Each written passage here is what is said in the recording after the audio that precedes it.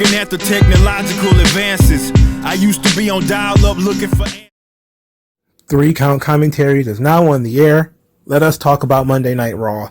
The Raw after WrestleMania, April the 4th, 2022. The distinguished birthday of the man of culture himself, MagMongoSlade. I took time out of doing nothing because I didn't do anything. So I will be celebrating my birthday this weekend, actually. So I got to watch Raw. That was my birthday present. Vince McMahon got me Monday Night Raw. And it was like, I opened the box up and it was like molded birthday cake. It was like, I guess there's some good parts to it. But mostly, I know that they took the night off because the national championship is going on a different channel. And it's running head to head. And it's actually a pretty good game from what I heard. I don't watch basketball, so I don't know. But ultimately, Raw, they did some stuff.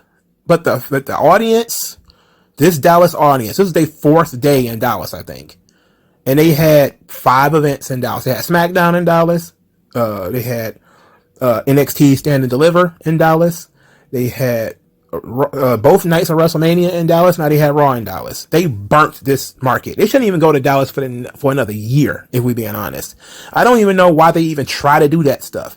You know, like you're asking a lot, you know, of a town, of a city to be able to host WrestleMania, Raw and SmackDown all at one time. Now I know you want to have Raw and SmackDown near the site of WrestleMania because you don't want people traveling from, you know, damn Nevada or something like that, the day of. But seriously, you burn out the market and you burn out the fan base because there's so much wrestling. And you know that all the other carnivals are coming to town. GCW ran like 400 fucking shows that weekend. There was literally GCW shows in the middle of the day. I was on Twitter one time and it was like some GCW show at like 1 PM on a Thursday. I'm like, yo, people don't got no jobs. What is going on here? Why are you running a wrestling show at like 12 o'clock on a Thursday? What are you doing? And you burnt the market out. Yeah, you had to have burned the market out. And God bless anybody who got the chips to be able to fly to Dallas and be there for 3 or 4 days and go to every wrestling show, or at least all the WWE shows. I know those are the most expensive ones, and buy merchandise. Either you get paid to do that, or you are a super fan, the likes of which I have never seen, and I salute thee, sir, because no doubt, sir. I don't see women spending a lot of money on that. All right, so that was too much. That was too much. Let's talk about Raw, because we got to. Now, let's take this piece out first. Bron Breakker defeated Dolph Ziggler on Monday Night Raw in a pretty good match to win the NXT Championship. Now, this was done, obviously, because it's a bigger show than NXT Stand and Deliver, which came on at 1 o'clock in the afternoon on a Saturday. You know, now I did watch Stand and Deliver, and I did record a review. I'm not sure if I'm going to schedule the Stand and Deliver to come out first, but ultimately, I think I did some speculation on whether Bron should go to the main roster or not, and I said no. If I remember correctly, I said no. A lot of things happened today, so I don't remember. So I'm pretty sure I said no, because I don't think Bron Breakker should have gone to the main roster. But him winning the title, not on NXT, but on Monday Night Raw, I think it was done because it's going to be a larger audience, and it's going to be the Raw after WrestleMania. In my opinion, they should have had this match first. They should have had Bron Breakker be the first thing that happens after Cody and Seth Rollins. That way, he really would have gotten the biggest piece of the audience that he could. I think they pushed the match into the second hour. Because Bianca Belair started the first hour. Started the second hour, and Bron and Dolph was after them. So he pushed it down to the 9 o'clock hour. I'm not sure if that's for the best. Again, the game is on, and the game is, is continuing, so at least I think the game was on. What time did the game start? I don't know. Somebody let me know what time the game started. But, you shouldn't have wanted Bron to run head to head with the game. You should have put him on first, like right after Cody. You should have put on Bron winning the title. It was a smart move to put Bron in front of the largest audience that they're going to have, which is the WrestleMania after Raw. It was smart. I'm not going to lie to you. It was smart This match was better than that match at Stand and Deliver, too. The match at Stand and Deliver was okay. This one was actually quite good. I actually proposed, I believe. I'm not going to go into too much of my Stand and Deliver stuff, so I'm just going to stop there. But I wanted to discuss this first, just in case I put out Stand and Deliver already, and I was rambling about something about Bryan and Dolph Ziggler. Let's just get that out the way first. Bryan winning the title was smart. It keeps him in NXT. He should be there anyway. I don't think he should be coming up anytime soon. You need to establish some guys down there. Establish your dudes.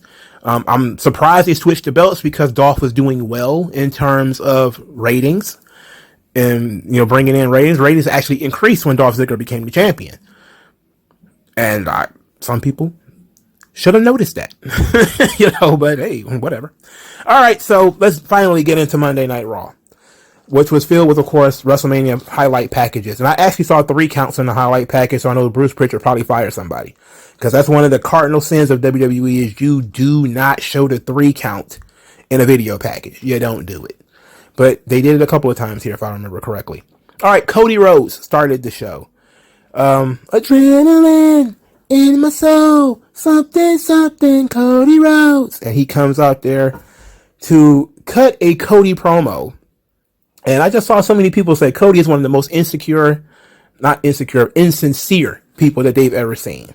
And everything about him comes across as it's pre-rehearsed, which we know he pre-rehearses his promos. But this promo felt legit.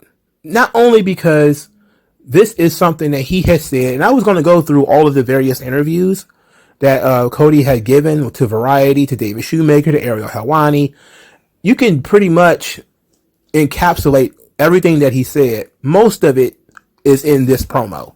The bulk of why he came back is in this promo. The meat of the matter is in this promo. Cody made a promise to his father that he will become the WWE champion. That's the be all end all. And he tells this story about that picture of my dad at Madison Square Garden, September 1977, holding up the then WWF championship. And I said to Dad, Dream, my hero, I did not know you were world champion like Hulk Hogan. Oh my goodness, it was so poorly phrased. And he looked at me and he says, Cody, you gotta understand one thing about the American Dream, Daddy. I won by count out. I did not win the WWF championship, but I should have. And I got robbed that night out there in that Madison Square Garden. And I said to Daddy, Dream, my hero, one day I'm going to carry that very same. Daddy, one day I am going to deliver to you what was taken away from my family. I am going to take it and I'm going to put it in your hands and I'm going to say no one can take it from you now. And everybody's like, yay, Cody, he's going to be his dad's hero. God, he's going to go into the cave and slay the dragon and bring back the box of treasure to deliver to his father. That was his plan. That was his master plan. And when it comes to getting into wrestling at 8 years old, Dad, I'm going to slay your dragon and I'm going to retrieve the treasure and bring it to you. It's very romantic, very emotional, Young Cody Rhodes, that's a lot of responsibility that you're putting upon yourself there. I don't think you should do that. The American Dream had it handled, baby. I made a lot of money. I blew it all on turnbuckle wrestling. So anyway, Cody he's mid Cody. He's doing all the Cody stuff. He's wandering around. He's crying, quote unquote. He's talking about his dad, and hilariously, and he's talking about the dream died, or did it? Now, I can't physically put the championship in the hands of the American Dream, but I can put it around the waist of the American Nightmare. Then you stop dramatically and look around. And then the crowd like, yeah, we're for that. Yeah, hell yeah. Cody champion, hell yeah. Let's do it. Roman Reigns ain't paying this shit no attention. He didn't even respond to this. He didn't care about this. This dude made an opening statement about winning the title that you just won. And Roman's like, I'll talk about something else. I'll let you know on SmackDown. We'll figure it out then. My arm hurts. My shoulders hurt. My knees hurt. My back hurts. I love the Cody Rhodes promo. Despite the fact that I made fun of it, I loved it. It's probably something that's real to him. You know, it's legitimate for him. It's to him, and I know, like, as I was reading some of the articles, I'm gonna be honest. I was reading this and I was like, Cody's just a mark for the belt. Like, that's weird. Don't do that. Like, that's Bret Hart stuff. Like, being a mark for the belt, that's Bret Hart, Shawn Michaels stuff. I don't think anybody's been a mark for the belt in a long time. Most of the time, these dudes are trying to avoid the belt because they don't want to do jobs. So, at this point, I'm just reading this thing like, Cody's just a mark for the belt. And then I thought about it and I was like, okay, you know what? I could see it because Dustin got close too. You know, Dustin, I remember he had a couple of matches for the title. I think he may even done a loop with Shawn Michaels. I know he did like one match on the Thursday Raw in 1996, and he was pretty close to winning the belt. He probably never would have won it because the Goldust character was just too controversial. Even if they thought about putting the belt on him, putting the belt on that character likely would not have worked. You know, not at that time. WWF wasn't strong enough to overcome the criticism. That's why they ended up damn near neutering the Goldust character completely anyway. So Cody's vendetta against the WWE, which a lot of people don't seem to think that it is not real because he went back, is like his theme song is a diss towards WWE that they don't care about. Vince doesn't give a shit. I can tell you that right now. Anybody who's in WWE who might care is not high enough on the totem pole to be too concerned about the fact that his whole fucking gimmick is a diss towards WWE. All of the stuff that he said, everything, you know, before he left the first time, his character was, the McMahons have been embarrassing my family. They made my brother wear a dress. They made my daddy wear polka dots. They've been embarrassing the Rhodes family for years. That was his gimmick, right before they made him Stardust and, you know, all that shit, right? So to him, this shit is real. And that's why I say, like, I don't know. Now the crying, I put crying in quotations because I don't believe he's that emotional about it. What I think is he sees that he's pretty much the only opportunity to get that title in the Rhodes family. Now, pretty much every other wrestling family outside of the Von Erichs has gotten the WWE Championship. The Harts, they got one. The Guerreros got one. The Flairs, they got one. You know, so a lot of families got the title. The Anawai's got 3. You know, technically 2 with Yokozuna and Roman Reigns. The Rock is, I think, a distant cousin. So there's been a couple of, you know, big name families. The Ortons, of course, have gotten it. So the Rhodes family just kind of like, hey, what about us? The Savages, they weren't even called the Savages, they were called the Poffos. Randy Savage and his family, they got it. So the lineage thing, when it comes to the WWE Championship, is kind of since it became the belt in the business. Yeah, it's a pretty big deal that the Rhodes family never won it. Of course, this was a time when Dusty never would have won the title anyway because he wasn't a regular in Madison Square Garden. You know, I think that loop that they were talking about was pretty much the only loop I don't know if he worked any other times up there. But I think that was his first real trip to MSG, was his loop when he wrestled Superstar Billy Graham. I think that I have to look at the books again. But I know he hadn't been up there that many times. And so it wasn't like he was in a position where he was like working his way up and, you know, got jobbed out by Superstar Billy Graham. They did like an entire series, and it ended with like a bull rope match. It was a pretty bloody match that Dusty actually just flat out lost. Don't tell Cody. So it's a big deal, you know, and to him, it's a big deal. To him, it matters. So the crux of everything is he left AEW because He didn't want to be, as he said, 15-time TNT champion. He didn't want to be a gatekeeper. And he felt like the company was doing well on its own. He was tired of helping other people. He said, I want to do something for myself. I got my own dream, and my dream is to bring the WWE Championship to the Rhodes family. My dream is to go back to WWE and shove my success in their face. And that's what his goal is. That's why he keeps saying, coming back the way that I am is the ultimate vindication. He even uses these exact words at one point in one of these things, where he said he was talking to Vince, and he said to Vince, I want to come back as me. Everything. The look, the name, everything. The music, everything has to stay the same. And Vince said to him, this is according to Cody, well, pal, that's what we're buying. Essentially, they bought his gimmick. They bought the American Nightmare. So that's what they want, the American Nightmare. And Cody's going to give it to him, and I think he will win the title. And I think they're probably going to build it up for WrestleMania next year. Now, the issue that I'm going to have with this is, what are we going to do after that? Because you can make Cody wait 2 years, 3 years. He said he's going to be there for a while. You can make him wait 2 or 3 years. So what do you do after he wins it? Because he has to have a run with it, right? I mean, he can't embarrass his family by winning the title and then losing it the next night.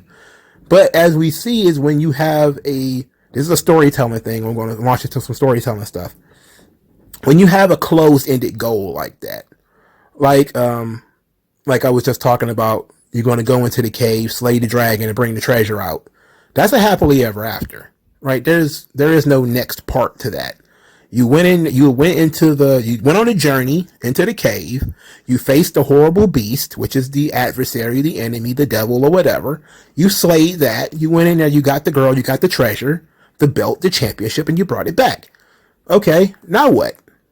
And that's it. Like, wrestling is an ongoing storyline. You know, like it's a soap opera. It just goes and goes and goes. So, like, once you win the title, now what's the next goal? And I hope he has a second one, because it looks like as soon as he gets it, and they probably will make good on giving it to him, then he just kind of has to move on, like he did with the NWA belt. He won that and then lost it back at a house show and didn't look back at it. You know, so is that what he's going to do this time? He's going to win the WWE Championship at a WrestleMania or whatever, depending on how Roman is doing. And then all of a sudden, what?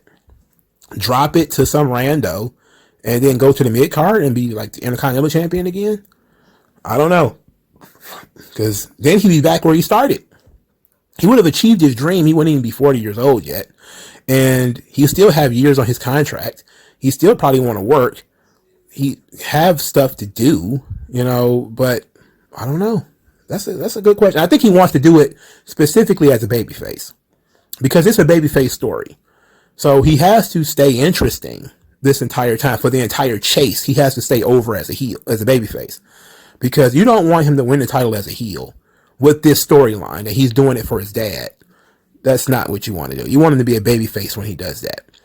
So, I like Cody. I've always liked Cody. I just like making fun of Cody. You know, I love making fun of Cody because he's so over dramatic, but he takes his shit seriously. And that's one thing that I actually like about him. He takes his craft seriously. Like when he got fired or he quit or whatever the case may be, he left and said, I'm taking this seriously. You know, like, I'm going to get in better shape. I'm going to become better at promos. I'm going to come up with a gimmick, with a persona. And he did it. You know, I'm rooting for him. I just like to fuck with Cody. You know, I like, because, you know, it's easy. So Seth Rollins comes prancing out there. He's wearing this shiny pink suit. It's tremendous. You know, it's like it's really over the top. It's a real disco suit.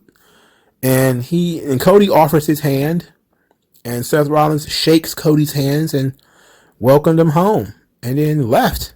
And that was it. And I didn't see either one of these guys again that evening. And I was like, all right. Doesn't seem very Seth Rollins-like to me. Seth Rollins is very vindictive as a character. You would think that he would have attacked Cody, you know, but I guess we're doing something different here. because it was for a while. Seth Rollins was kind of moving more towards the babyface side of things, and then right before day one, then they started, putting him in the heel category because he had to wrestle Big E. So maybe they're going to go back to the whole Seth Rollins as a babyface thing, because I keep hearing that Seth Rollins is going to be one of the challengers for Roman in the future. A wrestling reporter I actually trust has said that, Billy Body, because a lot of the stuff Billy Body has said, and I've been listening to him ramble on his podcast for like a month, and almost like 80 to 90% of the stuff that he said about WrestleMania was true. And so I was like, wow. Now, Meltzer's stuff became true later, like the whole Vince and McAfee thing. But Billy Body kind of broke that down. It's like, I don't know if they're going to wrestle, but they're going to do physical stuff. And at WrestleMania, boom, they did something physical. I was like, wow, okay, cool. Now I know that sometimes some dirt sheet writers actually do have scoops. But I think I know how he figured that stuff out, because he kind of gave himself away. We'll talk about that some other time, though. The first match, Naomi and Sasha Banks defeated Liv Morgan and Rhea Ripley. Rhea Ripley and Liv Morgan did a alley-oop powerbomb where Rhea tosses them in the air and Liv Morgan pulls them down, which I think is a very sweet move, and that should be their finish. Liv Morgan got pinned, and so after the match, Rhea Ripley was visibly upset, visibly very distraught, and Liv was like, babe, I lost. And Rhea was like, yeah, of course you lost. And she was very upset and kind of walked away from Liv. And Liv was like, no, come back. Later, Liv goes over to Rhea Ripley, and we find out that Rhea Ripley has talked Adam Pearce and Sonya Deville into giving them a championship match, despite the fact that they lost. And Liv said, well, that'll make up for what you did earlier. And I'm saying, it's coming. I thought it was going to come tonight. It's coming. Rhea Ripley is about to wreck Liv Morgan. And I can't wait for it. Not because I just hate, I don't even hate Liv Morgan. I don't mind Liv Morgan. I hate her fans. I hate the Liv Morgan marks. I hate them with the heat of 1,000 suns. They make me sick. All right. I really do. I hate them. I hate them so much. They're so annoying. They're annoying as fuck. So when Liv gets beat up, I grin. I don't mind Liv. I wouldn't mind if Liv won a title. For Christ's sake. I mean, she's been doing this forever. She's getting better. She still doesn't have much of a personality. So I'm saying in the future, I'm not saying right now, but Rhea is going to destroy her. And that's going to be fun to see. I can't wait for that. Even though it probably should have happened by now anyway. But they planted this seed for Rhea Ripley to turn heel way back in February, I think. Maybe even in January, where she started having that tiff with Bianca. So not even though Bianca's face is busted right now, that's the money. I said that pretty much when I think somebody asked me about it in a Q&A, and I said that the money is in Rhea and Bianca into the summer, probably, because Bianca is a tall woman. She's probably 5'10". She's probably as tall as Charlotte, and I think Rhea is taller than both of them. So you're talking about women of size with strength. They're perfect opponents. But somebody's got to be the heel, and Bianca's not going to be the heel, so it's got to be Rhea. So Rhea probably should have turned her heel last year when she feuded with Asuka, but they were dragging their feet. I don't know what they were doing, because she looked like she was about to turn heel, and then Charlotte showed up and stole all her heat. So it's crazy. Kevin Owens came out there. Kevin Owens blamed his loss. Bubba Ray Owens, Bam Bam Owens, Tugboat Owens. I need some more fat wrestlers. What are some more fat wrestlers? Shockmaster Owens. Who else? How many more fat wrestlers? Bastion Booger Owens. Some more, another Mantar Owens. Anyway, this guy, he came out there. He was very loud. He said he underestimated Stone Cold Steve Austin, which is absolutely absurd, and it made me laugh. It was so absurd, I laughed. How do you underestimate Stone Cold Steve Austin? Then he said that Stone Cold Steve Austin is still great because you got to be greats to beat the greats. And he said that he's the greatest. Then he says that he had a back injury. He overestimated himself and said he shouldn't have gone out there, but the WWE Universe needed him to provide them with a quality main event. And then some guy walked out there, some creator wrestler from like 2000 Ruthless Aggression era. He looks just like Joe Schmo, Griff Garrison from somebody's video game. And I wasn't even paying attention to this because I saw the name Ezekiel and I was like, oh God, what horseshit is about to occur? And the commentators, and I'm not paying attention at this point. So the commentators start talking like that guy looks familiar. And I'm like, is somebody returning? Who the fuck? Like, I know it's not Ezekiel Jackson because this is a white man. And I know like we can do crazy thing with prosthetics and, you know, but unless Ezekiel Jackson has become Michael Jackson, he ain't become this white. So I look at the screen again and I'm squinting because my vision is terrible. I'm squinting and I'm like, is that fucking Elias? And as I was saying it, Kevin Owens said it out of his mouth, like, you're Elias. And then the guy looked at him like, what? And for a second, because my vision is really bad, he was like, I'm not Elias. And I was like, it's not Elias. He sounds like Elias. I know my hearing ain't bad. So I'm like, shit, you sound like Elias too. Of course it was Elias. And he's claiming that he's Elias's younger brother, Ezekiel. And what was funny was Kevin Owens asked him, where have you been? He said, never mind. I don't care where you been. So then after he lied and said that he's not Elias, he's Ezekiel, Kevin Owens said he used to like him, but now he hates him because he hates liars. And then he says, no, I never liked you anyway. And Ezekiel didn't have much to say except for you got stunnered to Kevin Owens, and the crowd chanted, you got stunnered. And that was pretty much the end of the segment. Because he said he's going to beat him up in 10 seconds. Ezekiel didn't move. And then Kevin Owens, after 10 seconds, walked out. And just said, forget it. He called his bluff. And he was just kind of like, you know what? I don't need this. And left. Wow. What a bizarre segment. This type of absurd, like whoever is on the writing team now has a great absurd sense of humor. A guy who is clearly Elias comes out there and says, I'm not Elias. And everybody's supposed to just believe that. All he did was shave his chest, shave his face, get off the gas. Like, I know Elias when I see him. And I think he stopped coloring his hair.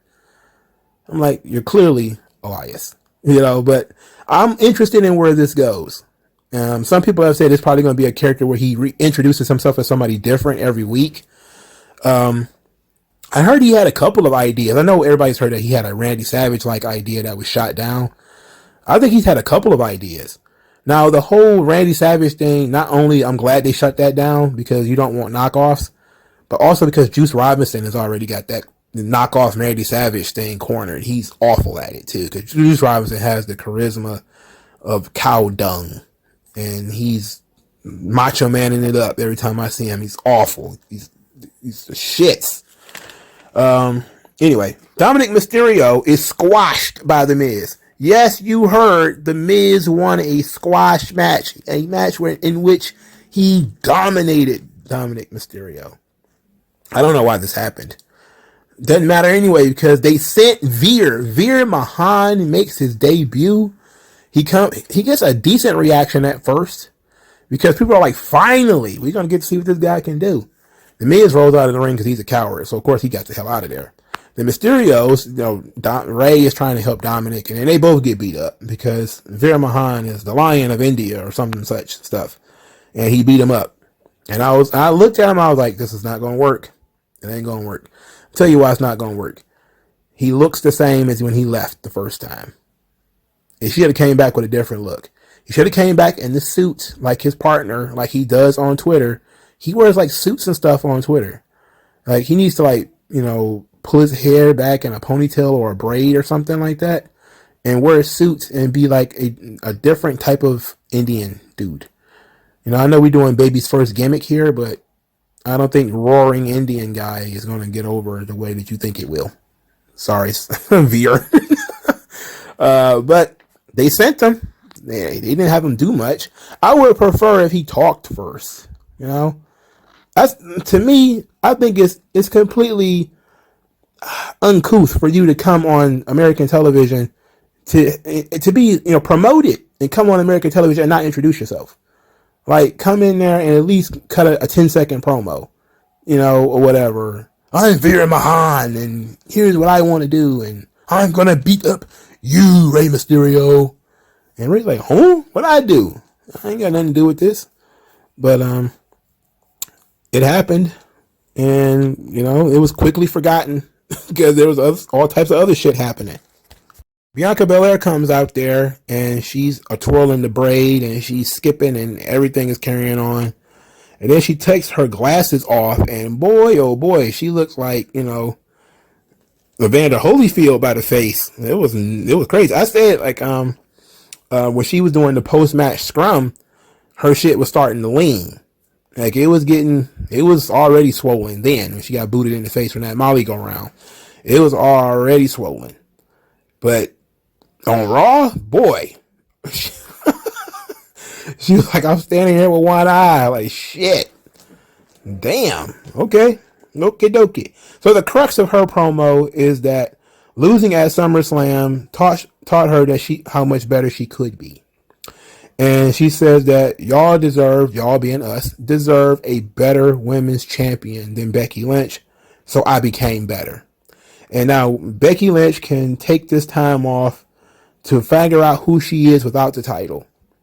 And she's ready for any other women in the division. It was a fine address. I know, I've seen it. There's a lot of people starting to turn on Bianca Belair. She's won the title at 2 straight WrestleManias. People are starting to really kind of start to grumble. And this is why you can't really build stars anymore. Whenever somebody wins too much, all of a sudden it becomes, they're overrated and nobody likes them and everything, criticizing everything. The eyebrows are uneven and everything's wrong. Everybody finds something wrong. It's it's just how it is. I hate her promos. I don't like the hair thing. Cut her hair. I don't like this. Get rid of it. It's like, man, I don't know. Like it's a weird thing, and because I was one of the original Bianca Belair supporters, by the way, and it was a weird thing that people say WWE shouldn't fuck with stuff that works. If it ain't broke, don't fix it. And then something starts to work and they hate it and they want it changed. Like that was the weirdest thing in the world. It's like if WWE on their own just absentmindedly showed up and chopped her hair off, everybody'd be like, what the fuck? What are you doing? But now it's like, everybody's like, she needs to cut her hair. Take a chainsaw to it. Take Bron Breakker's chainsaw to her braid. I'm like, wow. You're trying to kill her gimmick. Like that's part of her gimmick. It's on her merchandise. They're not cutting that.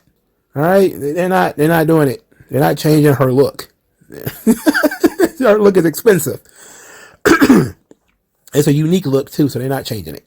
Not anytime soon anyway. Now unless they got new merchandise they want to sell. That's how a lot of this stuff is done, by the way. They look into how you can sell t-shirts and bobblehead dolls and shit. She's recognizable by her hair. They're not cutting it. Not just the whole black women and their hair, Z-snap. No, it's just because that's how she's known. It's silly to do that. It's like somebody saying you're going to cut Undertaker's hair and make him bald in 1996 because that would have got heat. You're like, yeah, but he's the man in the black hat with the super long stringy hair. You don't just walk around and cut his hair. Like, what kind of shit is that? Stop being stupid.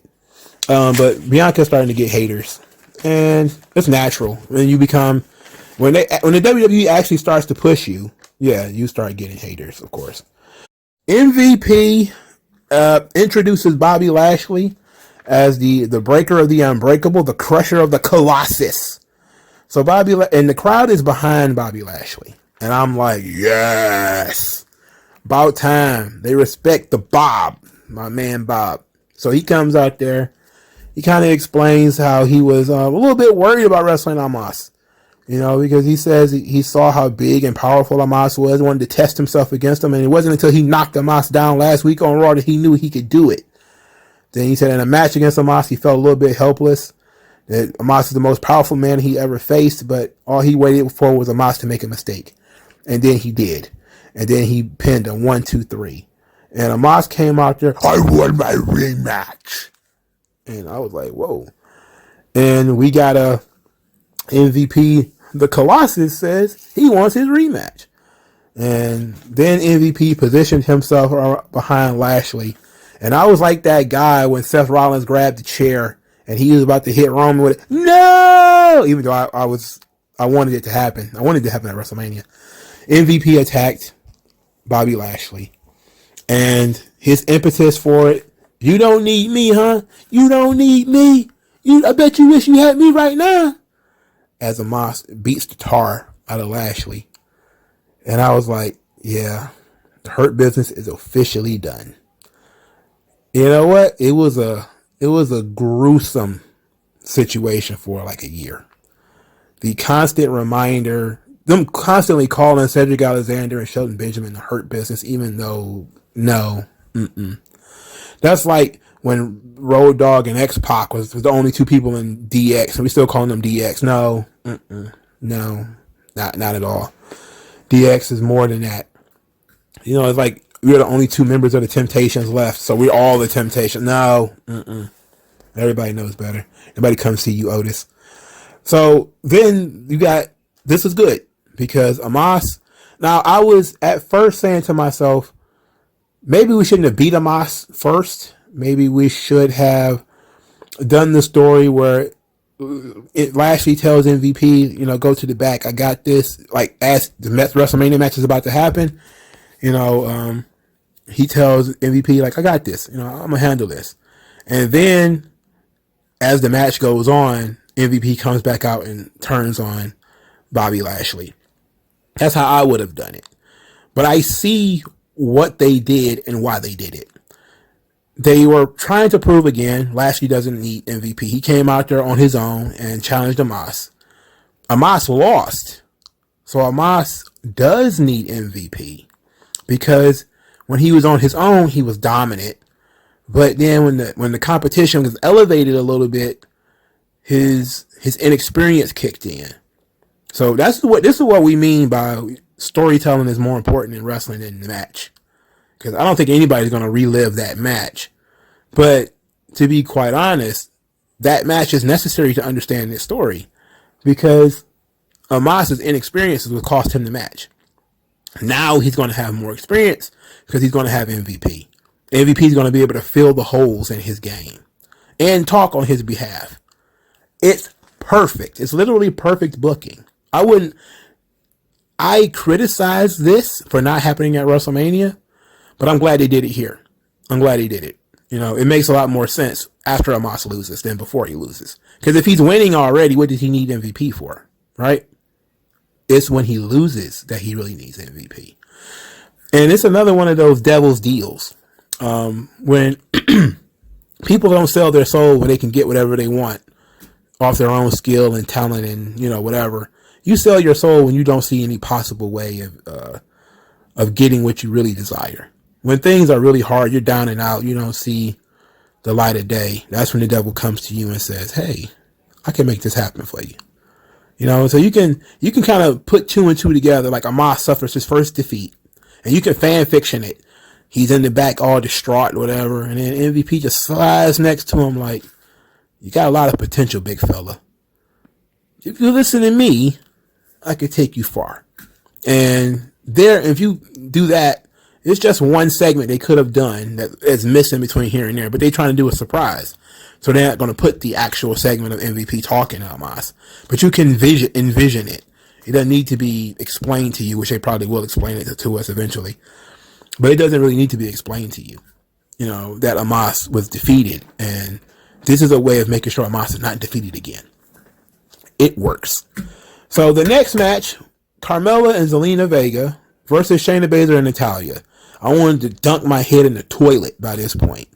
I was already not having the best birthday. But now I'm being presented with Natalya, which is the most rotten piece of the rotten birthday cake. And I'm looking at this shit like this is a heel program and this crowd is already dead. what can possibly happen except everybody collectively gets up out of their seats at the same time and walks the fuck out the building. What more could happen? And then Zelina Vega grabs her microphone. And I'm like, this could either be very interesting or this could be very bad. So then Zelina Vega blames Carmella for losing the tag team championships because she's been preoccupied with her wedding and preoccupied with her husband. And so basically saying that Carmella is selfish. And then she says that Corey Graves is a fool for marrying her, but he is a very handsome fool. And I was like, are we on the rails or are we going off the rails? Because if we're going to have Zelina Vega flirting with Corey Graves, we in the fucking weeds. And we don't need that. we don't need that. I don't want that. So Carmella just completely ignores all of that because she's so vain. She completely ignores, especially that part where she just called her husband handsome, which, you know, and it was flirtatiously done. Not just as a matter of fact, like, how you have a handsome husband, like in a complimentary way. You're like, she has a handsome husband. And so Carmella says that she thought Zelina would be one of her bridesmaids, but not anymore. So if she wants to be in her wedding, she has to be the flower girl. And Zelina Vega forearmed her in the face. And the fight was on. And from there, they just fought. And the match apparently was canceled. Because why would it happen when the partners are fighting each other? Afterwards, Carmella is being sat down and Corey Graves is trying to talk some sense into her. And then they started making out, like real nasty, like porn stars. And I'm just like, wait a minute. I think we're going too far. I think we need to slow it down. I think we need to slow it down a little bit. I don't understand the Carmella character. I don't get it. She's so vain. She's so stupid. And she makes Corey Graves stupid too. Like, Corey Graves has enough problems.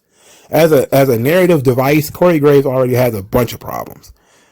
But in this scenario, I don't really understand his purpose.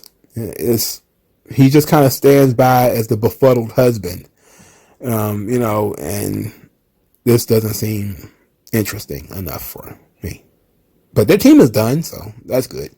Maybe Zelina Vega, well, you know, she's going to do jobs because she's small. So the Usos decided they was going to bully Austin Theory. You know you're being bullied when they're talking about you, not talking to you. So the Usos are standing behind him, talking about the Usos, we won at WrestleMania, baby. And they're roasting Austin Theory. Ain't you Mr. McMahon's hand-picked champion? What happened to that? I don't know, Oos. I'll be pretty upset if I got beaten. I was Mr. McMahon's hand-picked champion. I know I would too, Oos. And that's Austin Theory. It's just standing there trying to ignore these goons. And then you got beat by NFL punter, Oos. I had him beat. Austin Theory. I had him beat. I was going to win that match.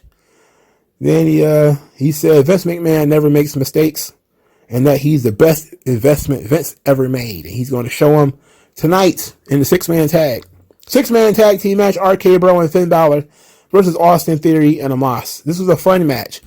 Finn Balor takes the pinfall again to Austin Theory, and I tossed my pen in the air. I was like, man, Finn Balor, boy. To be Finn Balor or be a Finn Balor fan has to be suffering at this point. You're literally suffering every week. Every week, Austin Theory is beating this guy.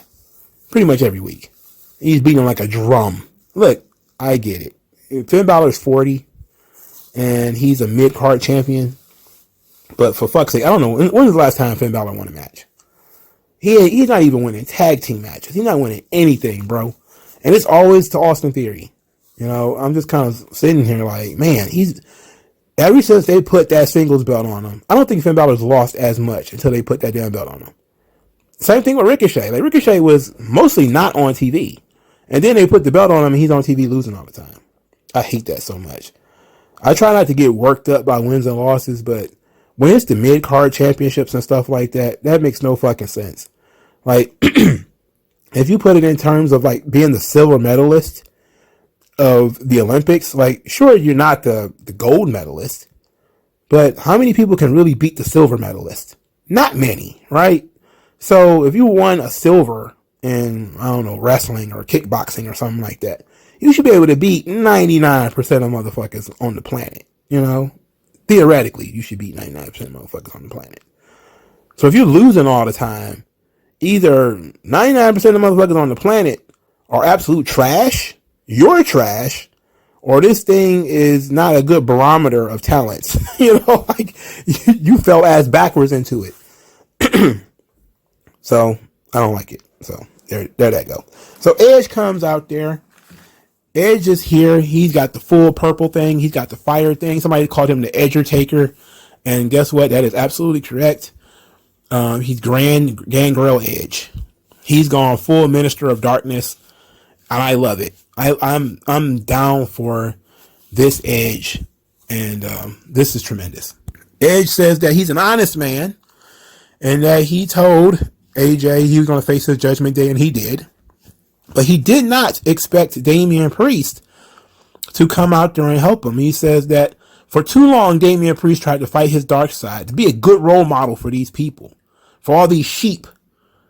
And then the people started chanting, "We are sheep," or "We aren't sheep." I'm not sure. I wasn't paying that close attention to the people. They were being real stupid. I think they were chanting, "We are sheep." And Edge, of course, had to interact with these people. He was feeding the beast. Never interact with the beast.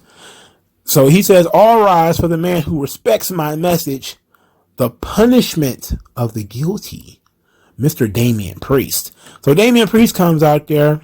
He's trying to talk, and the crowd starts chanting, "We don't care," which is a great way to, I don't know, interact with the show. Could you imagine somebody's doing something like, "We don't care. We don't care"? I'm like, wow, that's dickish behavior. The crowd is turning heel at this point.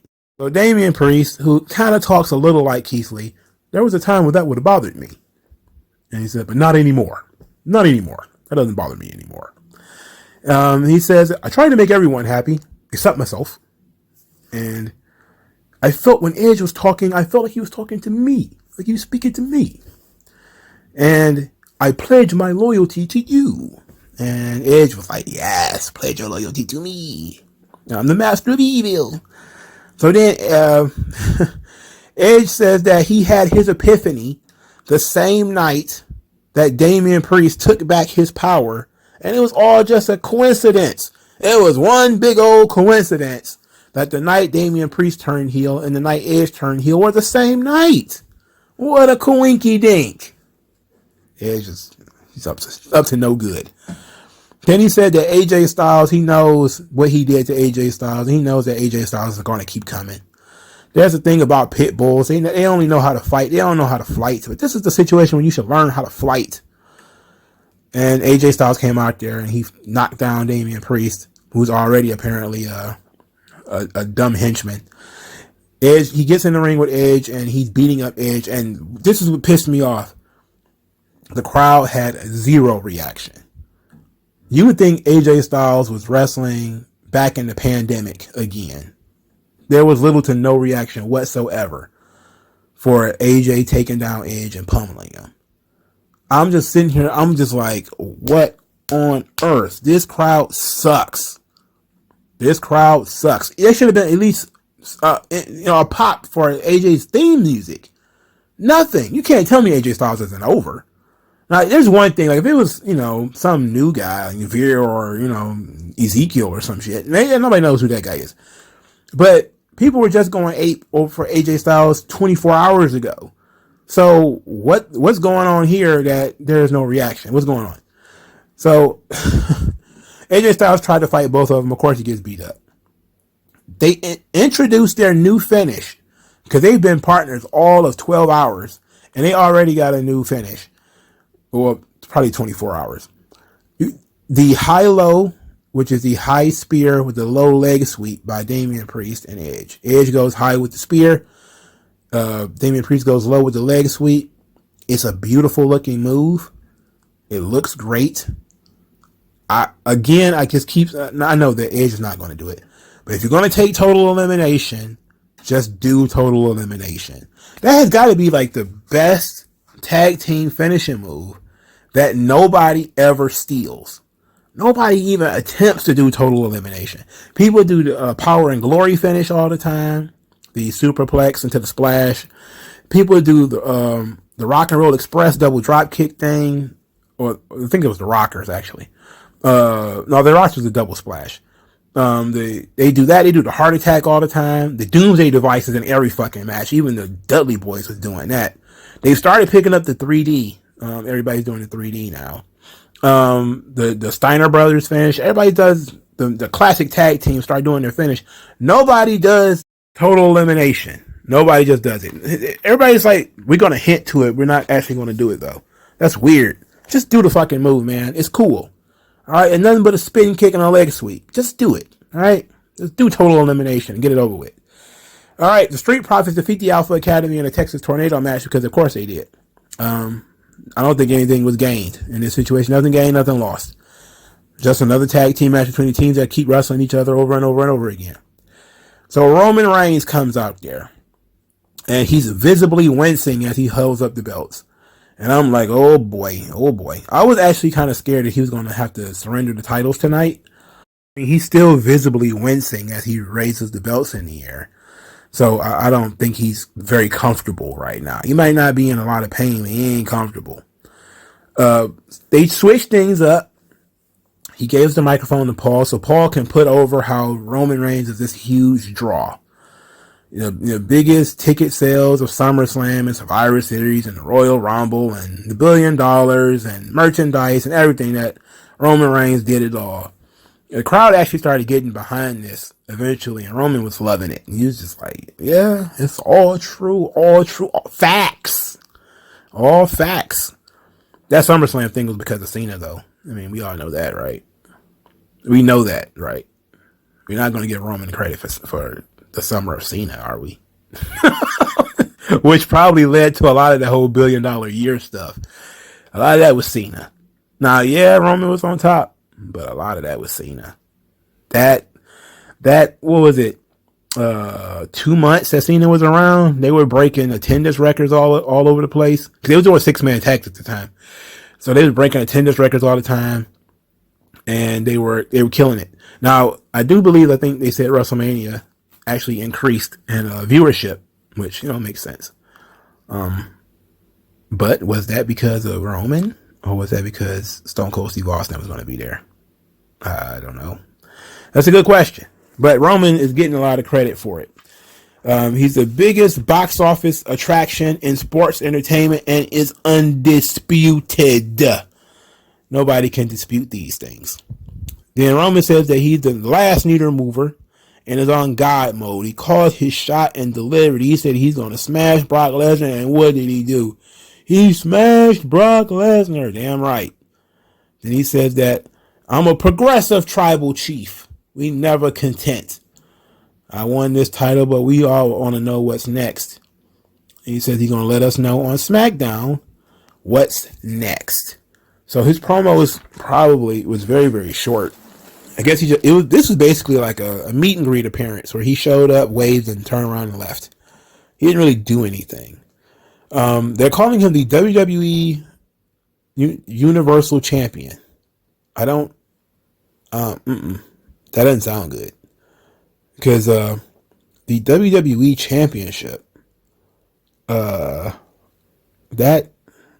it's a fused belt title. I don't understand why you don't call it an undisputed title. I know we had one of those before. It's the same premise. See, WWE keeps doing this stuff. Like, they keep unifying the belts and then calling it something different. Last time they unified the belt, it was the WWE World Heavyweight Championship, which is what the WWE Championship stands for.